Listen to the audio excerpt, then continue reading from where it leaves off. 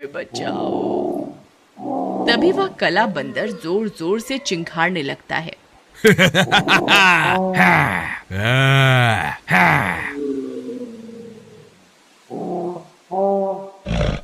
फिर वह दोनों जल्दी से अपने घर की छत से नीचे उतरते हैं और अपने कमरे के अंदर जाकर छुप जाते हैं।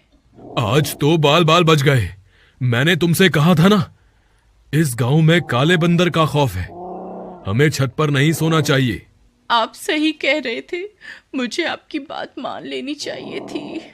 फिर अगले दिन सुबह होने पर चमन भाई, कल तो मैं और मेरे बीवी बाल बाल बच गए। उस काले बंदर ने रात को हमारे ऊपर हमला कर दिया था। हम दोनों किसी तरह अपनी जान बचाकर वहां से भाग निकले। यार राजेश, काले बंदर के हमले तो अब बढ़ते ही जा रहे हैं। लोगों में इसका खौफ बहुत बहुत बढ़ गया है। तुम्हें पता चला, हरिया और मोहन तो अपना मकान बहुत ही कम कीमत पर बेचकर शहर चले गए हैं। भाई, मैं भी अब इस गांव में नहीं रहना चाहता, लेकिन क्या करूं? इस काले बंदर के खौफ के कारण जमीन की कीमतें आधी से भी कम हो गई हैं। हम सब गांव वालों को मिलकर मुखिया के पास चलना चाहिए, ताकि वो इस समस्या का कोई समाधान निकाले। तुम सही कहते हो भाई। चलो, हम अपने साथ कुछ गांव वालों को भी ले चलते हैं।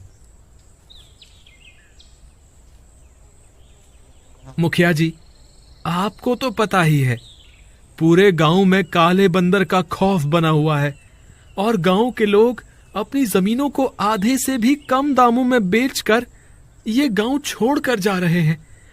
अगर ऐसा ही चलता रहा तो थोड़े ही दिनों में ये गांव खाली हो जाएगा।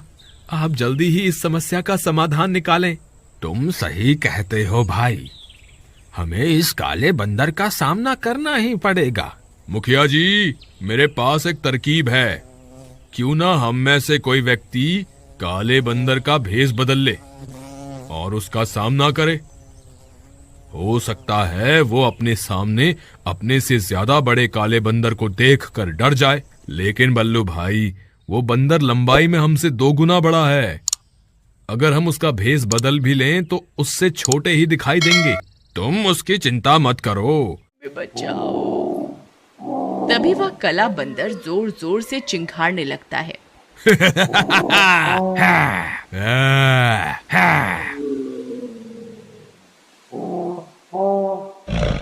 फिर वह दोनों जल्दी से अपने घर की छत से नीचे उतरते हैं और अपने कमरे के अंदर जाकर छुप जाते हैं।